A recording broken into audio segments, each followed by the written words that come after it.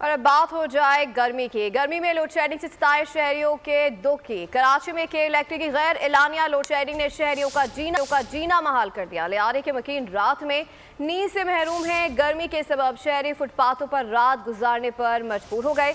मजीद जानते हैं कराची की नुमाइंदा बोल न्यूज़ मरियम हसन से। जी मरियम, आगाह कीजिएगा, क्या सूरत हाल है? शहर कायद में शदीद गर्मी में के इलेक्ट्रिक की जानिब से गैर एलानिया लोड शेडिंग करने का सिलसिला जारी है।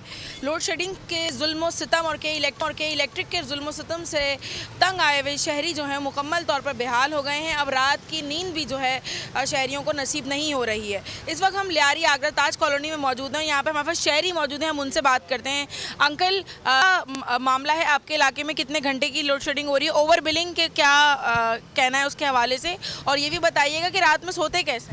हमारे यहाँ बचपन से लेकर आज तक हमारे हर बिल पे स्टार आ रहे हैं।